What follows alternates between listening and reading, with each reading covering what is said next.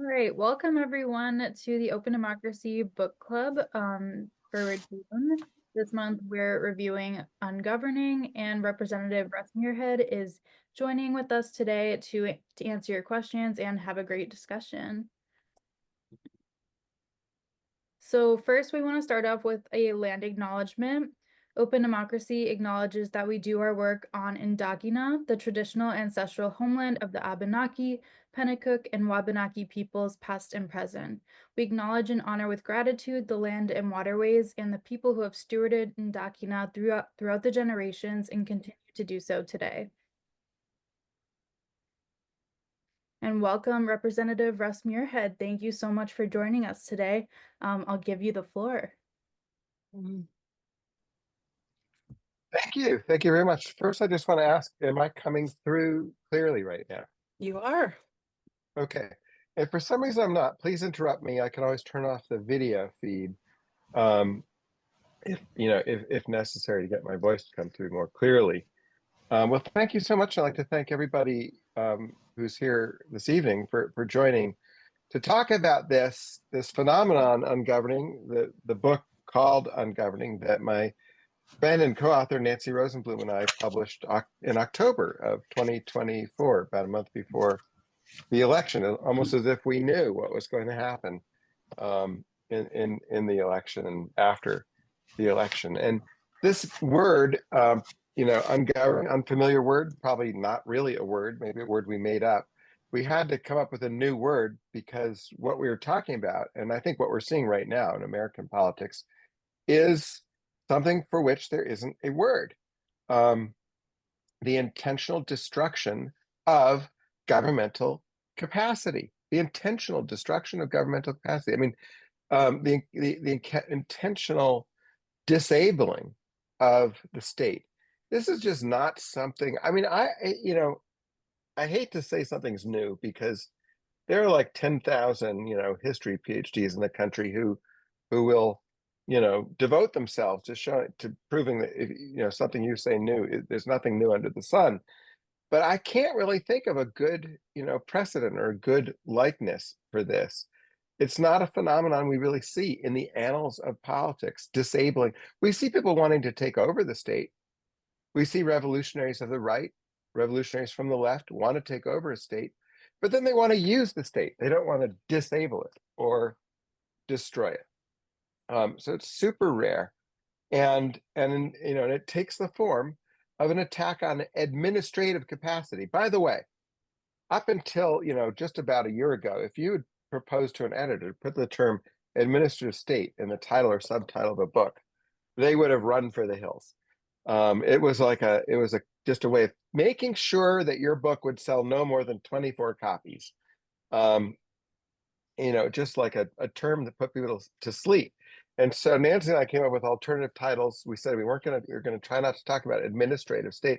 And our editor said, no, I think you have to, because this is what we're talking about. And it's a part of the government that I don't think people have a real intuitive understanding of. It's easy to attack for that reason. When you take civics in 8th grade, you learn about the 3 branches of government. Well, where in the administrative state where in the 3 branches is the administrative state? Is it the executive? Is it the legislature? Where is it? Is it a 4th branch? That's what a lot of like originalist conservatives who want to get rid of the administrative state would say, that it's not there in the Constitution. Article 1 of the Constitution, the legislature. Article 2 of the United States Constitution is the executive. Article 3, the judiciary. There's no Article 4 that says administrative state. And to be sure, it's a capacity. Most of the institutions that make up the administrative state were designed after Franklin Roosevelt was elected in 1932. But to be sure, even though it's a 20th century phenomenon in the United States, it goes back to the founding. And the idea of administration is the idea that, well, we have these departments, these cabinet departments, right from the very beginning of American national politics: the Department of State, the Department of Defense, the Department of the Treasury, the big 3, and those, of course, make the laws that Congress passes real and actual in the world by bringing resources to bear on those laws, sometimes resources of enforcement, sometimes the resources of rulemaking. But it's interesting, like that civics kind of summary of how a bill becomes a law. Got to pass it in the House, you got to pass it in the Senate, the president has to sign it. Well, then you got this law. It's words on paper. The real question is, how does a law ever do anything in the world? Words on paper don't do anything in the world. If you want those words on paper to do anything anywhere, then you have to have another capacity, which is an administrative capacity, to translate those words into concrete rules that people can follow, and institutions can follow, companies can follow. And if you want to buy you want to make the Louisiana purchases Thomas Jefferson did, small government dude in the early 1800s, then you have to have some sort of capacity that can manage this huge new territory. So even Thomas Jefferson needed an administrative capacity. You need experts, people who know what they're doing, sometimes subject-specific experts who just have a lot of experience, sometimes people who've done a lot of training, and you need processes of decision-making so things aren't willy-nilly, so that people know tomorrow what was decided yesterday and how it was implemented. That's where this attack focuses, on the administrative state, the cabinet departments and the many other agencies that were created, especially in the 20th century.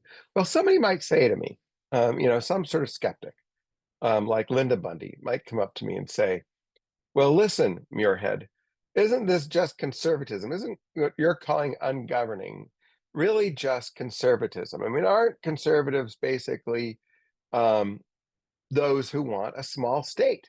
And if they inherit a really large and ambitious state, they're going to want to shrink it.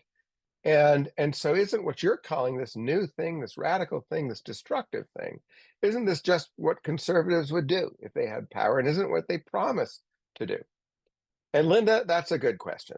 But let me just answer it to make clear what we're talking about here when we talk about ungoverning. You're right. We have seen waves of kind of retrenchment where people get elected and say, we have to retrench, we have to make the government smaller.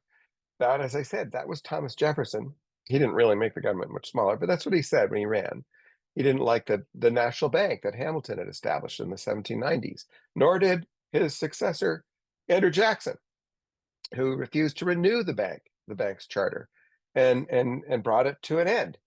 So you can stop something that an earlier administration has started, like a national bank. We might say Herbert Hoover was this sort of person. He argued in the face of the Depression that what we should use to fight the Depression is rugged individualism. Literally, that's his phrase. He gave a speech by that title. FDR says we're going to use the government. We're going to try things. We're going to start new programs.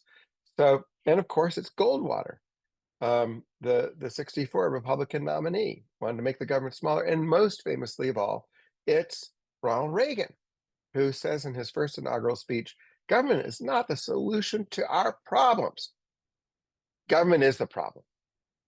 So isn't ungoverning just that, all that, those conservatives? Well, now I'm going to show you why it's not. I'm going to show it to you very, very precisely, but also very, very quickly. So if you drift in the next 30 or 45 seconds, you're going to miss this. And here's how, here's the tell. Here's why this isn't just small government conservatism. The effort to disable the Internal Revenue Service.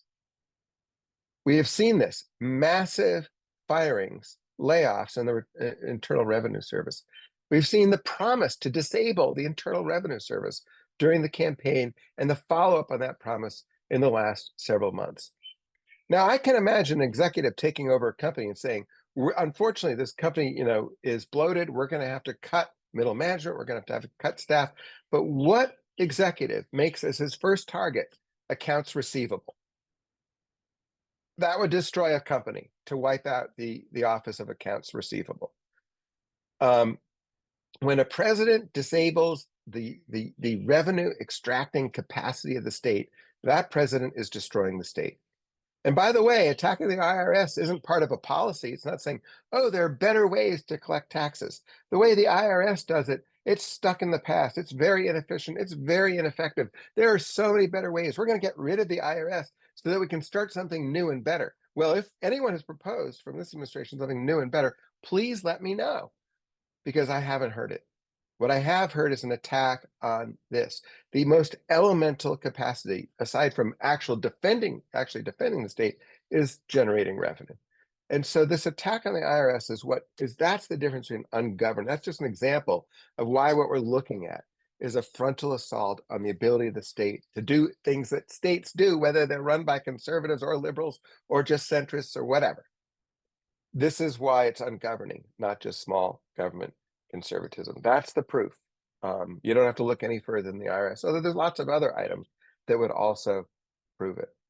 And I guess, the other question is like, what's it for? Why would you want to do this? Why would you want to get power in order to destroy the institutions that allow you to use power effectively? And I think that that's really a core question for us tonight. What is the goal of this? What is the purpose of this? Where does this go? And I'll be interested to hear, what you think about that, and what your interpretations are of the world that we're inhabiting right now. So I'm not going to give you a little 3-point summary of my answer to that question at this moment. I'll be happy to try to answer it, but I think it's kind of a joint project. Where does this go? What's it for? What does it mean? And I say it's a joint project because I'm not sure I have any great expertise about it, but I do have some thoughts. I'd also say, just speaking of expertise, Nancy and I are what we call political theorists. We generally we have political science degrees. We teach in political science departments. Nancy is retired now, but she taught for many decades at Harvard and at Brown University, and she and I have collaborated on another book and other articles besides this. And I teach at Dartmouth, and political theorists use history and philosophy to try to make sense of politics. We tend not to use data and regression analysis and a lot of the fancy tools that contemporary political scientists use. We benefit from their work and we welcome their work. We tend to use history and philosophy, studying things like the Constitution, the history of political philosophy from, I don't know, in the West, let's say, from Plato, Aristotle to the present. Many political theorists look to the political theory of cultures and countries beyond the West. What Nancy and I are doing here in this is we're looking at we were studying our own politics after 2015, just like you might, reading the newspaper. And we're trying to interpret it, trying to figure out what makes sense of this. What makes sense? What is the public philosophy that makes sense of this, the contemporary conservative party in the United States, Trump, this radical kind of disruption in American national politics? What could we call it? What is it trying to do? What is its core? What is its essence? And we were interpreting that. And our interpretation was that it amounted to ungoverning. And we wrote this book, as I said, we wrote it before the campaign started. We published it. We sent it to the press. We sent it to the press probably before the presidential campaign of 2024 started. It came out a month before the election. And when a book like this comes out, I have to say, I didn't know. I mean, I don't, if I knew how to predict the future, I wouldn't be sitting here right now. I'd be sitting in a much, much fancier place. And I can't predict the future, nor can Nancy. And we weren't pretending we could. I do think we did predict it. But what we're really trying to do is get at the logic of a package of ideas that makes sense of lots of different behaviors, lots of different maybe pieces of legislation or initiatives. We tried to make sense of what we saw going on in the Republican Party in the Trump administration's first term, and package those ideas and give it a label that made sense of it. And we thought, well, if it follows the logic of those ideas, this is where it will go, to ungoverning. There's no necessity that would force it to do that. To this day, Donald Trump could direct his administration any number of different directions over the next 3 years. Republicans could define their party and redefine their party in any number of different ways. There's no necessity that makes this have to happen. But if they follow the logic of the ideas that we saw at work between 2015 and 2020, and even beyond that, if they follow that logic, then this is where it goes. And I do think that's what we have seen over the last 4 months of American politics. And and so I, that so I would invite you to try to, interpret our politics the same way, not just to, react to the news cycle and the latest, episode of the Trump show. I don't know what episode's going to drop tomorrow, but last week it was the Musk fight. Then it's the Marine bringing out active Marines to police um, American cities. What's it going to be tomorrow? The episodes come at us so rapidly, and they're so disorienting that it actually, I think, almost makes people stupefied and passive. And so I think, let's resist that a little bit.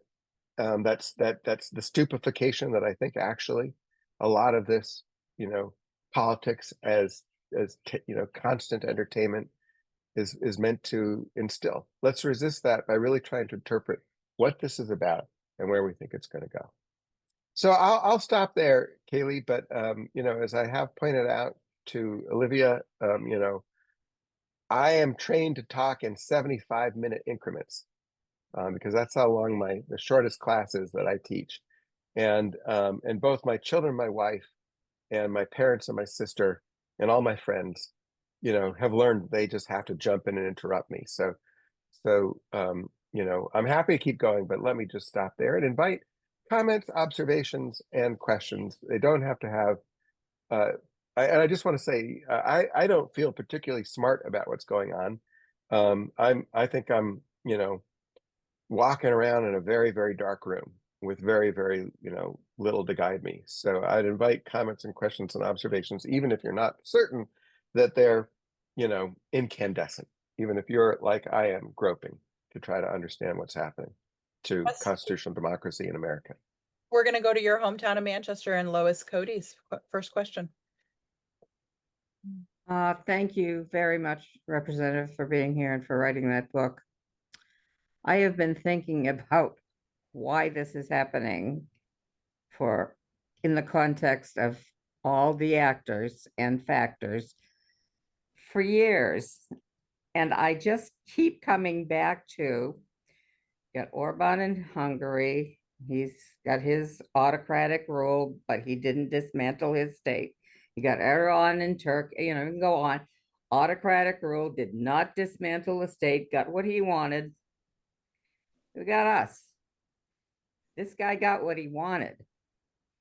But I think it's the difference in the state of mind and the psychological, the psycho is in charge is the problem. He definitely comes in every instance from the grandiosity of his narcissistic, his very toxic narcissistic egotism, and it all is in service of that. So it isn't stable. It's by how I feel now and the whim. And though he is a smart enough man in that cunning way, in that calculating way, he has no wisdom because he can't see beyond himself. And so it's everything feels herky jerky, helter skelter, pointless, crazy, crashing, banging, because they gave him the power to become an autocrat, to shrink the government, but he really doesn't know how to do it because he's flailing within his own hubris and grandiosity all the time, and just has no stability in that domain in his being. And this is what happens when the autocrat is also got that kind of a mental state day in and day out with no relief. And I just see that as some kind of, I could be totally wrong, but I just feel it in the air. In Manchester, you know what happened in Manchester yesterday? A Yeah, do you police, want to give us a quick summary? okay. it started with an ambulance and a car crashing, and then the police on the way to that accident crashing with a car, and then down the road, not related, a car and a fire truck crashing. That describes our society to a T. Everything in just jumbled disarray. And Yeah, nobody very knows why these are happening. yeah, And very interesting. it just, there is no rhyme or reason because he has no rhyme or reason. He does not have a Yeah, stable intellectual vein to go into. yeah. Let me just. I mean, I do think that a lot. So you know, I'm hearing psyche, you know, grandiosity, the chaotic psyche of one man with a lot of power. I'm with you, Lois. I mean, there's a lot of what we're seeing that can be, you know, traced to the force of one person in our country. Um, you know, that said, I think that there's, you know, he does represent something that recurs over and over again in political history, which is a kind of zeal for command, a zeal for power, a love of power. Mm-hmm. And we can call that, we can pathologize it and call it narcissism, and it probably is, and it probably is a pathology. Normal people and healthy people probably don't want power. What they want is not to be oppressed by other people with power. What they want generally is to be left alone. But there are some people, and usually probably a minority of most populations, that do want power. And they want the gratifications that come with power. And it's satisfying to them to be able to command others and make others do their bidding. It's not necessarily an instrumental thing. So sometimes when I look out at my lawn and I look out at my classroom, you know, having seen my overgrown lawn, and I see these healthy young people in my classroom, I think, you know, I'd like to tell these students that they should come to my house and maybe do some landscaping. And I sometimes wish I had the power to command them to do that. I don't really enjoy telling them what to do. I just want my yard taken care of. I want the results. Um, but someone who really wants power, it's not the results that they want, it's the power itself. It's the exercise of power itself. And so let's come back to that a little bit later in our conversation, but let's just bookmark it. Yeah. Trump has clearly got an instinct for command. It's not about results, it's about command. But he's not the first person in history to have that, and he won't be the last. So you know, anyway, so let's come back to that. I really appreciate that, Lois. Thank you. Lawrence in the chat asked, what are the roles of think tanks and wealthy right-wing donors? And I'm going to let Liz Tantarelli ask a question too, and you can take them both. Thank you. Sorry. So Professor Muirhead, Representative Muirhead, you asked why would someone want to dismantle the very structure in which they can use their power? But see, that's a logical question, and I think we're dealing with somebody who doesn't look at governing with the same logic that we do. It's a little bit like a drug addict, and you say, why does a drug addict risk his life taking fentanyl? We understand that, you know, the brain is involved, the brain chemistry has changed because of prolonged drug use. But why does he do it? We can't explain that, and I'm not sure we can use the logic that you posit. Why would you destroy the very mechanism to exercise your power for somebody who doesn't think that way? What we saw in the first presidential term of Mr. Trump was a delight in campaigning. He did not give political speeches that guided policy or that were leading to an end. He was campaigning because he fed on that crowd. So there's a whole different mindset that from other rulers. They wanted power. He didn't, he wanted adulation, and I think we're still getting that, but now it seems to be untethered in a way that there were some tethers in the first term that I don't see here, and I wonder what you think of that. I'm done. Thank you. Yes, I think this is right. I wouldn't necessarily say that the desire for power is irrational. If that's what you want, the gratifications that come from the direct exercise of power, then the pursuit of power is rational for you. It gets you what you want. As I said, it's not necessarily instrumental. So what most people who are accustomed to the constraints and processes of constitutional democracy, for most of the people like that, when they think of power, they're really thinking of authority. They're thinking of a public authority, which is to say, power that's used for public purposes to achieve results. When Eisenhower signs a bill that creates the interstate highway system, he remakes the national landscape and you might argue remakes the national way of life, putting cars so much more at the center of it. Immense transformation of everyday life for tens of millions of people. But that wasn't because he commanded us to live a certain sort of way. It didn't, I don't think, give him the experience of deep gratification that comes with, that the power lover experiences in the exercise of power. It was it was a broad policy that was, developed by many people over the course of decades, and that was digested by, deliberated over in the legislature and passed duly. So he, used power, as you might say, in a rational way, because it was oriented at a public policy purpose. But I wouldn't necessarily call this desire for power irrational. It's something that some people want and some people have. Our Constitution has tried to eradicate this type of power of command, or you could call it personal power, the power of a one person to impose their will on others. Our Constitution and constitutions in general tried to destroy this type of power. This is the sort of power that, monarchs had, classically speaking, that King Charles had, a personal power of command. And John Locke says, protesting that kind of power, the power of Charles II, he says that to be free means to be free of the inconstant, unknown, uncertain, arbitrary will of another man. That's freedom under government, according to Locke, who some people call, the founder of constitutional government.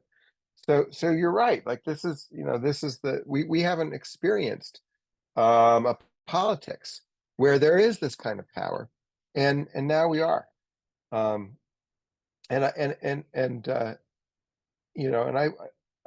me just say a tiny little bit about Abraham Lincoln on this subject.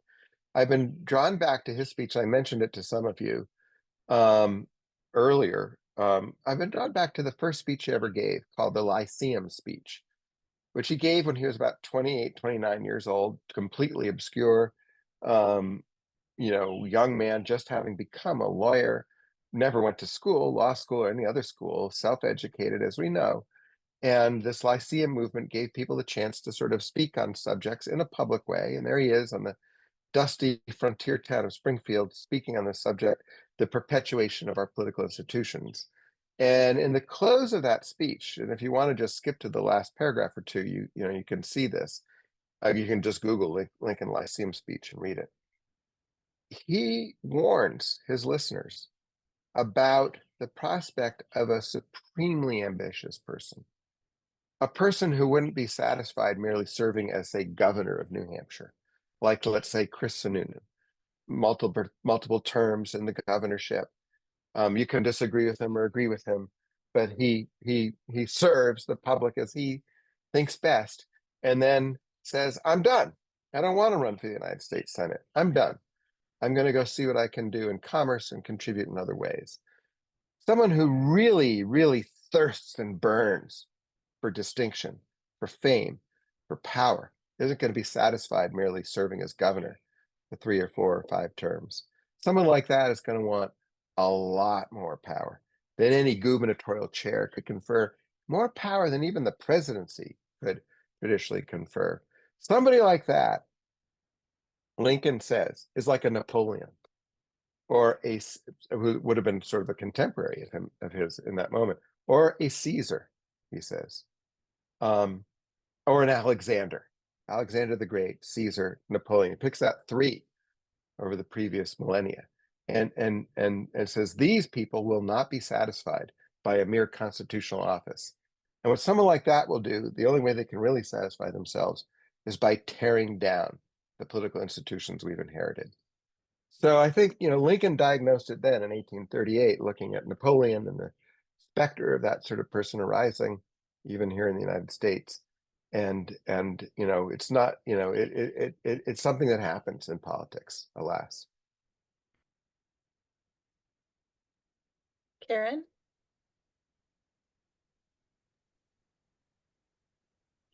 Thank you. Thanks for sharing your book, Russ. And I have a question. I'm And I am not, reminded. hang on, Karen, I did not hear the start there. I don't know if I everyone just else said heard it. thank you. Thank you for your Oh, thank book. you. Thank you. I'm reminded of, I think I've seen references to surveys that show that people are really dissatisfied with Congress in general, but actually they like their own congressperson. So like they kind of want to do away with Congress, but actually not their own.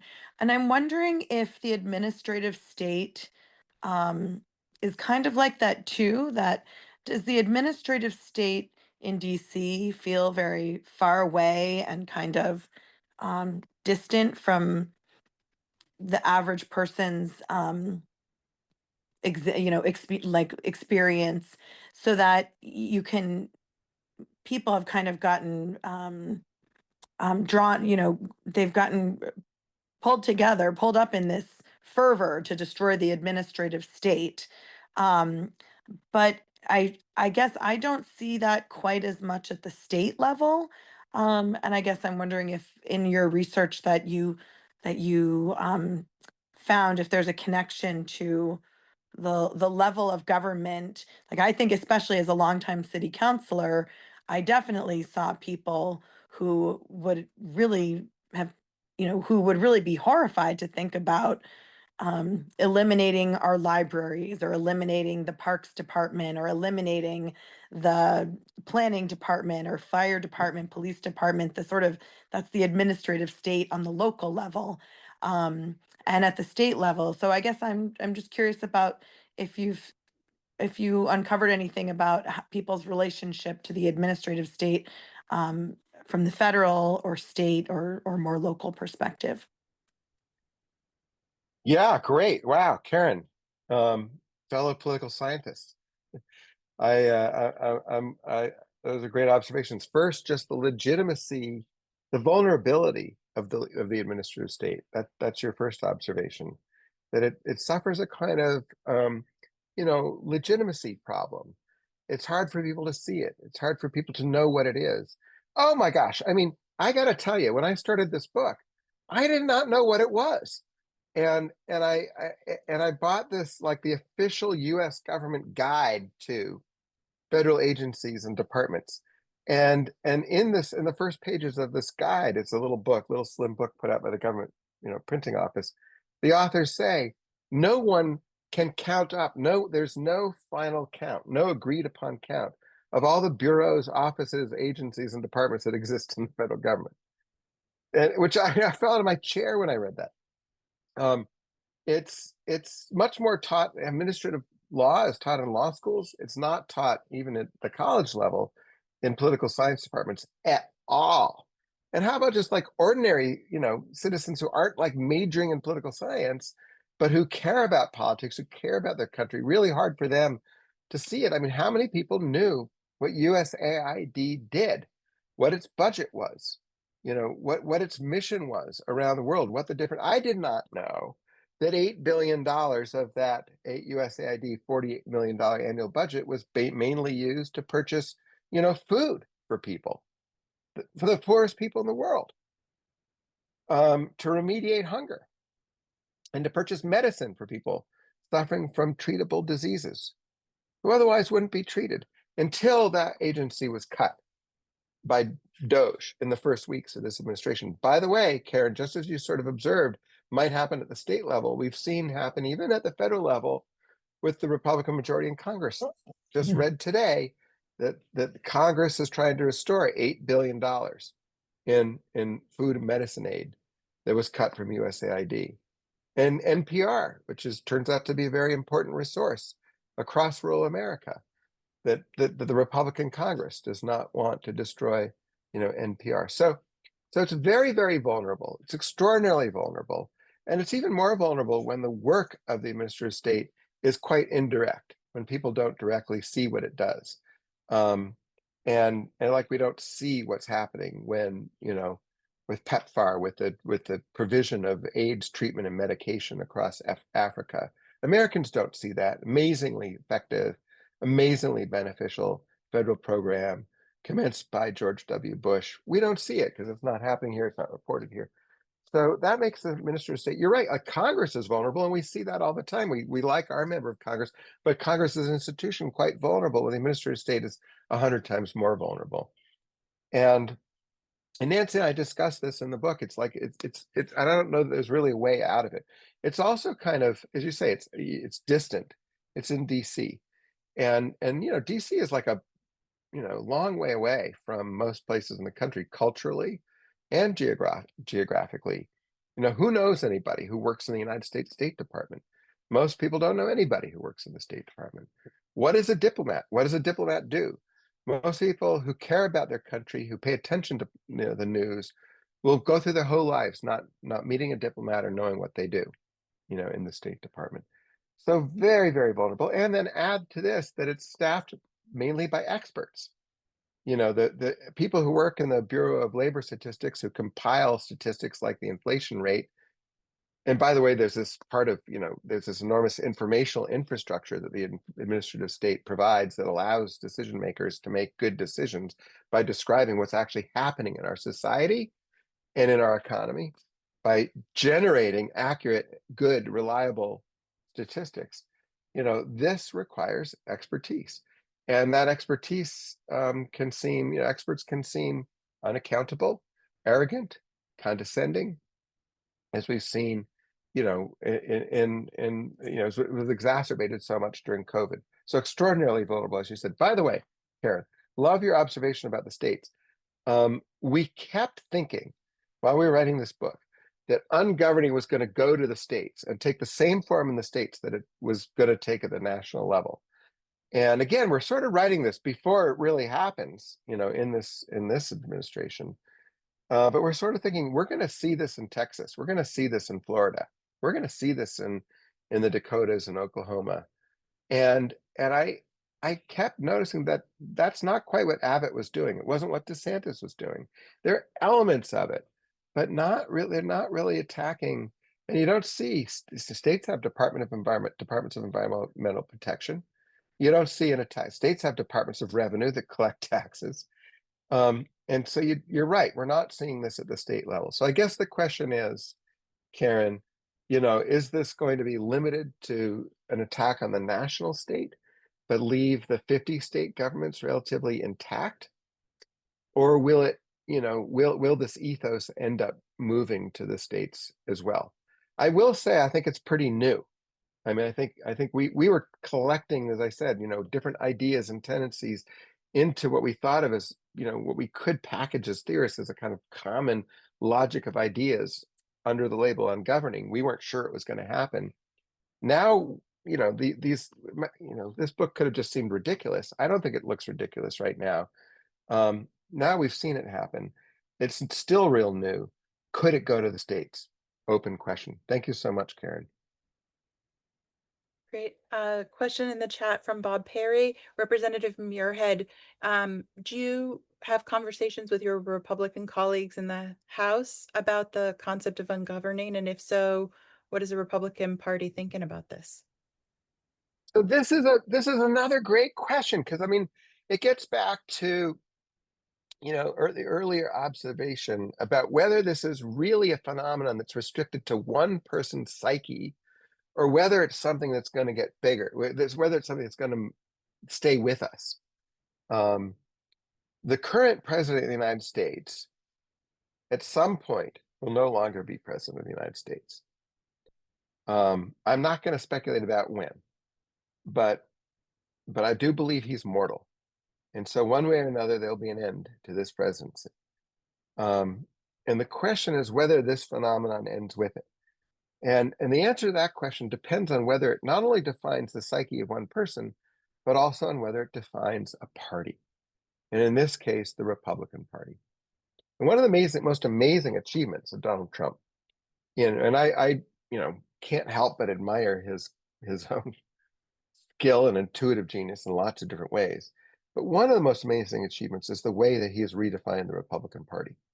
And I say I admire him for that because if you want to have an effect that lasts beyond your own time in office and you're president, you need to define a party. The party is what carries that cause on beyond you. One of my great disappointments in the Obama administration was that he disdained the Democratic Party. He disdained fundraising for it. He disdained organizing for it.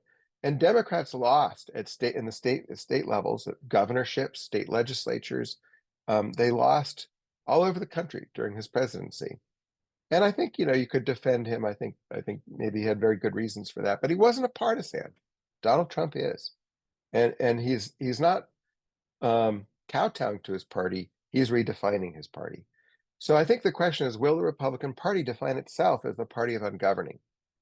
And that question is related a little bit to the earlier, question: will it bring this to the states?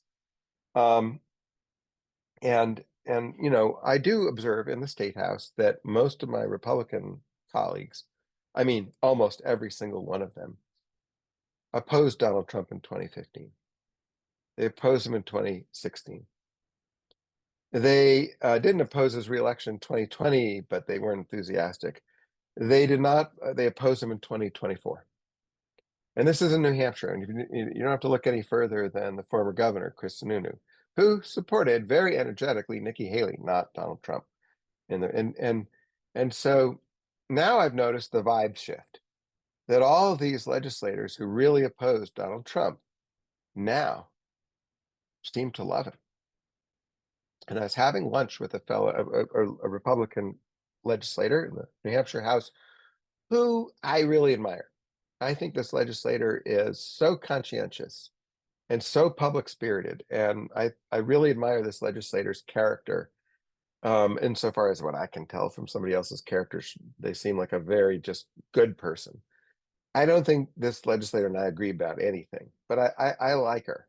And I was having lunch with her and I said, and I wasn't trying to be like prickly or whatever. I just sort of said, so what's your take? We were a few weeks into the Trump presidency. I said, what's your take on Donald Trump?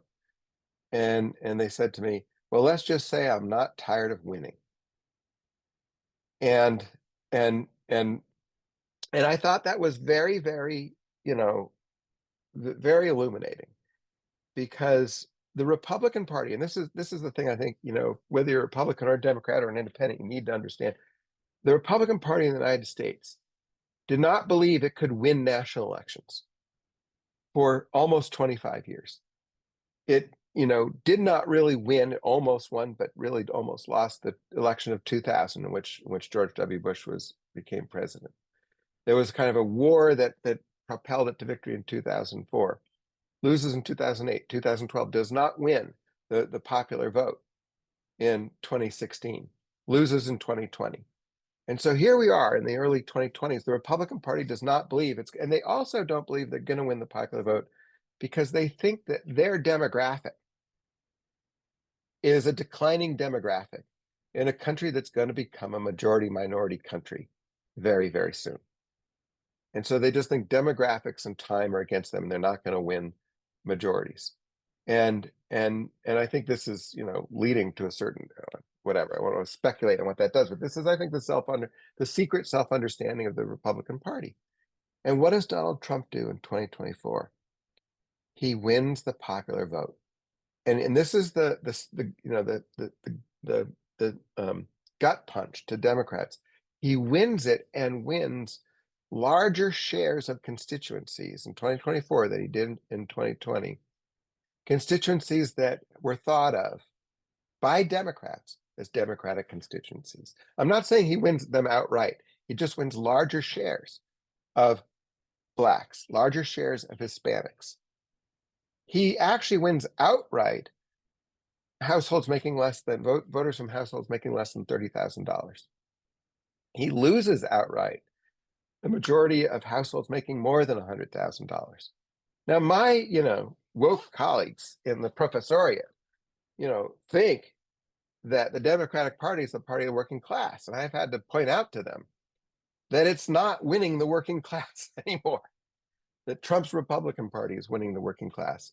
So this ability to command a majority, this is filling rank and file Republicans with enormous loyalty and bordering on adulation for Donald Trump, or at the very least, patience. They're patient with him, whereas before they would have been disgusted. Sorry for being long-winded in that answer, but it's a fascinating question. That's my observation based on walking around.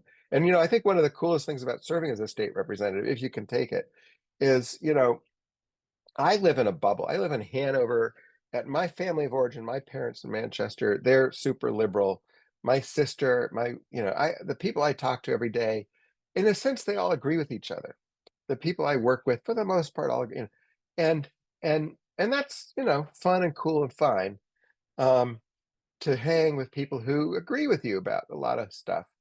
And there's a kind of pleasantness to it. It engenders a lot of ignorance, and you start to lose the ability to understand your own state and your own country.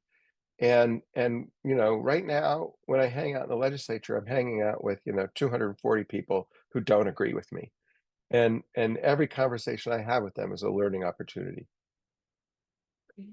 Thank you. And I think we've run out of time with you. We wanted to break into breakout rooms. I know there's some more questions, but wanted to make space for our breakout room so we can discuss the book. Thank you so much, Representative Muirhead, for your book and for your thoughts and joining us tonight. And I will open breakout rooms so people can talk about.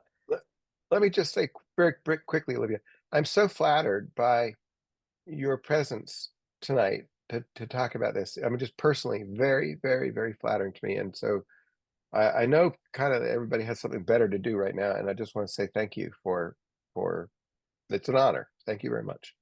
Oh, thank you. My favorite was chapter 9 about, so I'm that kind of democracy nerd. So I am going to open up the breakout room so folks can join a breakout room so we can discuss the book. So feel free to click on the link and join your room.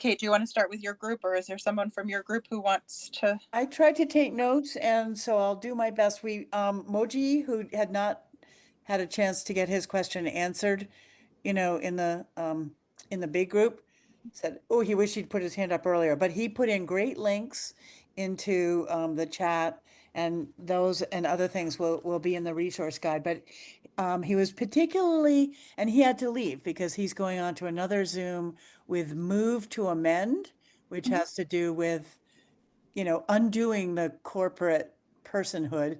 And I said, well, that brings us around to the very first book that we did, Corporations Are Not People. So he wanted to make sure, and this is a theme that was picked up by our group, by others in the group too, is the corporate state. Oh, and Lawrence too had asked that question in the chat, more about like the big right-wing donors and the corporate oligarchy. So a lot of us had some thoughts about that.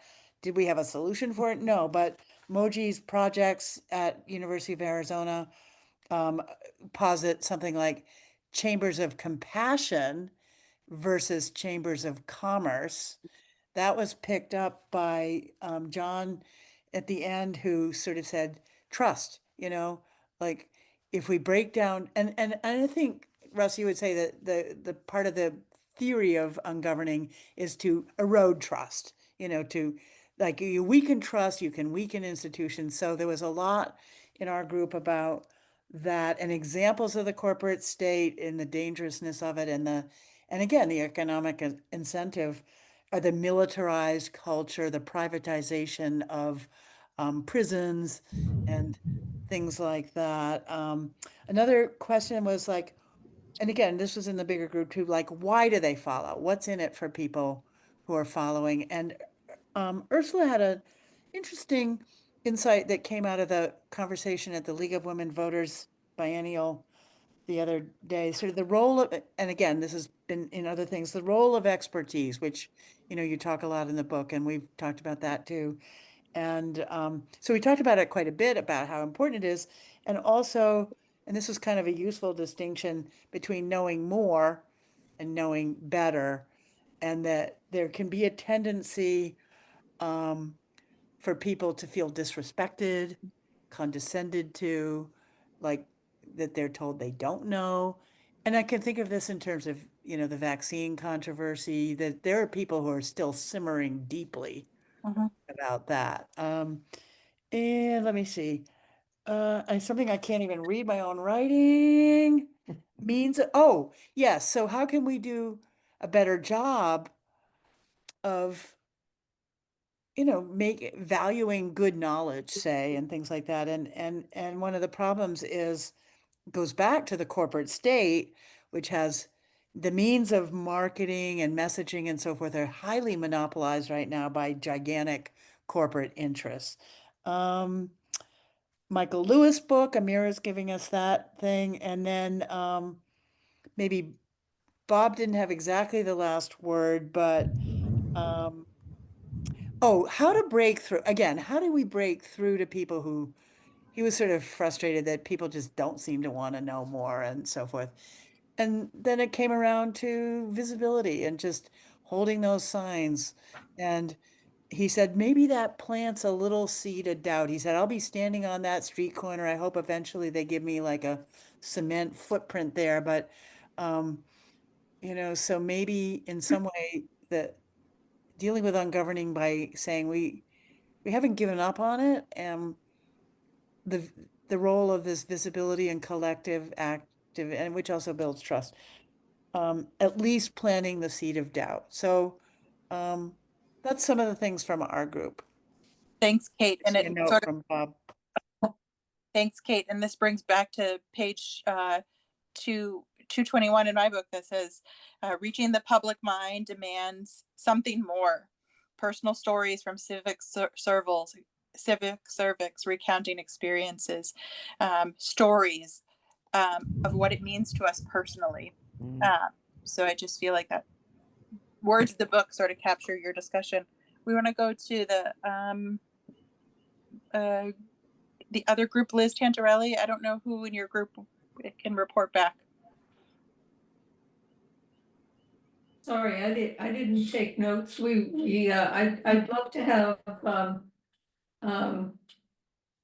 Luis give a little bit about, the administrative legislation that you mentioned. I think the others might be interested in that. How over the decades, Congress has realized that there needs to be some administration. Luis, could you summarize that maybe for the group? I'm not sure he came back from the No, he's breakout there. room. You're He's there. Oh, good. here. Okay, good. I I'm don't here. see him. Thank you. Yeah, so I was just pointing out that Congress has, for decades, been recognizing that the American public was having a problem trusting the government in a variety of ways, and has passed legislation intended to provide systems, provide information, provide metrics so that the public could see what the government is doing with their tax dollars, see if government programs are effective, if are they efficient, are they doing what they're supposed to do, and that despite all the good things that government does and the way that government has been set up to provide transparency to the public, the right wing has still been able to convince the American public that the government is basically ripping them off. Mm-hmm. And I rattled through, I don't know, 10 different pieces of legislation that Congress has passed since 1950, specifically intended to improve government accountability, and visibility of what the government does and how effective it is and how you measure how effective the government is. And basically, I'm asking the question, why is it so easy still for the right wing to convince our neighbors that the administrative state is their enemy and not their friend? Mm. And we discussed a little bit about lack of, or the how poor civics education may be in the country, that people just don't know. They just don't know. And somebody shouting at them, hey, the government's ripping you off. But they just don't know. They're too busy with their own lives to really dig into it, because this stuff's detailed. It's nerdy. It is. It's very nerdy. Anyway, that's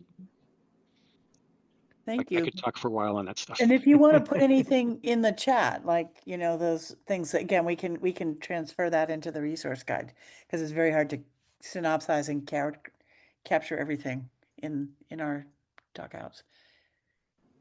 Kaylee, were you in a different group? No, I was in the same group as Lewis. I just added a little bit more.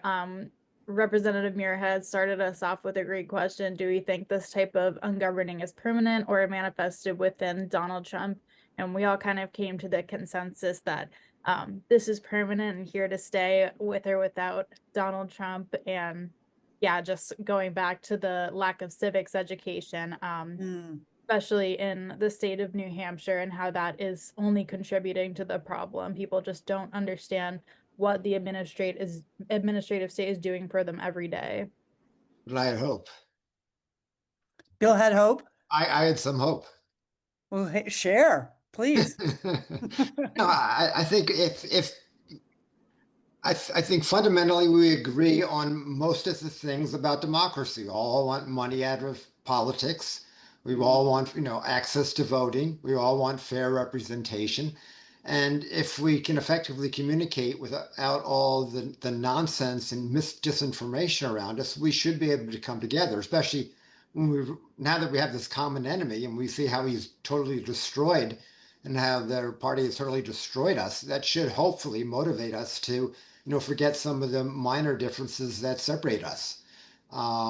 So I'm hopeful, and at least I'm surrounded by people who are also hopeful, and I think, and personally, I think I've told other people this before. My big mission is to work with independents, because that's the biggest group. Democrats have Yeah. destroying each other, and they've been so badly branded that no one else wants to talk to them. But we actually, if you look at any survey, we align very closely with independents. And what independents don't have that they should be paying attention to is they don't have any representation. There's only two of them in the state government. There's only two of them in the U.S. Congress. And if they just thought about it, they say, hey, wait a second. Yeah, we would like to be better represented. Who's working on that? The only people in the country working on that are Democrats. Because the Republicans have figured out that if they lie and cheat, they can win. So they don't need to have fair elections. All they need to do is lie and gerrymander and disenfranchise voters. And that's been their strategy, because they know they don't have popular views. And so I think if we can put some of our differences aside and focus on what's really important, recognizing that some of these other things can be worked out in a much more productive way, down the road. Great to have hopefulness. Who's the last group? Is that you, Olivia? That was our group, and I didn't know if Linda or anybody else from June, do you want to summarize our group? Well, we talked about the administrative state partly, and one of the things I talked about was the Chevron decision and the influence of the Supreme Court, and also, the effectiveness of legislation as opposed to how the power is swinging toward more executive power rather than Congress. So it was a good discussion. Thanks. Anybody else in that group want to add anything? Any hopes or I can points, Linda? just the points about how significant industries in the United States, agriculture, construction, and hospitality rely so much on migrant workers and workers who may or may not be documented, and there doesn't. So scooping all these people up is really going to impact those businesses significantly, and it's personally, I just don't think he understands the connectedness of everything. And the chaos being the point, the lack of following process, which is what the administrative state, that's a big part of it, is there is a process and you do follow it. And that's how you check what's going on. And what do we need to do? Well, we want a government that works for everyday people. And this might be an opportunity to rebuild better after all of this chaos. And we need to keep pushing back. We need to be visible. And as Corrine said, we need to keep marching. It just occurred to me while we have a few minutes before we wrap up, if people want to put it in the chat, their favorite sign ideas for Saturday. If some of you already know what sign you want to carry, Bob Perry, I'm looking at you. You probably have a bunch of them. Just throw them in the chat. That might be just fun, kind of crowdsourcing of our little group. But we still have, how much? A couple of minutes? Maybe if Russ wants to do a wrap? Yeah, sure. Representative Muirhead, sorry. Representative Muirhead, I mean, we didn't expect you to stay for the breakout rooms, but I'm glad you did. So now, and the yeah. break. So tell us your final Well, thoughts, and then we'll talk Thanks about for our next inviting book. me into one. I appreciate it. I got moved into one, so I accept every invitation. Great. Well, we are so Into the honored breakout and room. delighted. Just you and Nancy can go write another book so we can have you back in another couple of years. Yeah. I really do think that we're going to need to recreate a desire for a government that works, and some kind of value on governmental service as public service. People who actually, when you know people actually work, in the government and in the agencies, to know these people is to know just how conscientious they are, how intelligent they are, how experienced they are, how public directed their energies are. I remember in my district, we had a bridge. It was being repaired. There was, just as it was going into contract, a lot of opposition to it. And I thought the best thing was to bring up an engineer from the State Department of Transportation. And she was willing to come, and she met with 200-300 angry people and just explained, walked through just the process. How are bridges identified as needing repair? What's the process once they're identified? How are the funds found? How are the permits found? When are the public hearings?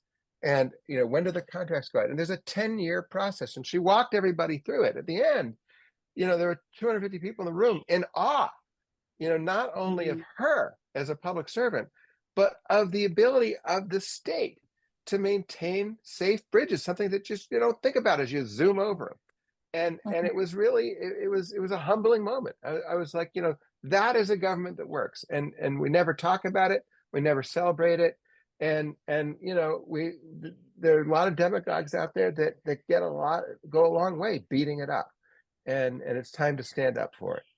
Getting them on the road. And every time we drive after a snowstorm, we have to celebrate that government worked by plowing our roads. Yeah. Kaylee, do you want to share with us the next book? Thank you. Great. And we are 4 for 4. So we do have Ann Nelson joining us for the Shadow Network. And so we're back to talking about money and politics for our book, October 14th. So I guess we have a little bit of a summer reading lull, but feel free to share other book ideas for our team. I want to just say this next book came from, I think it was even the last one, and from from one of the participants who really suggested this book, and so whatever you suggest, we're going to be listening to, and maybe you will be reading it soon. Sorry, I Yes, didn't mean and to cut you off. nope, Olivia, and Nancy McLean is who got us connected with the author. So a prior book club author got us connected with this one. Yes, go ahead, Corrine. I just want to thank Representative Muirhead for all the democracy bills he has put in front of State House for us. And it's hard to keep banging your head against the wall, but I guess we need to keep doing that maybe in a gentle way to protect ourselves. But I want to thank you for doing that, and please continue. Thank you. Thanks, Corinne. Thank you all. Thank you all. Have a great night. Thank you. thank you so much, everybody. Thank Thank you, you. Representative Muirhead. Yeah. Thank you. Be well, Thank you. everyone. Yeah. Great night, everyone.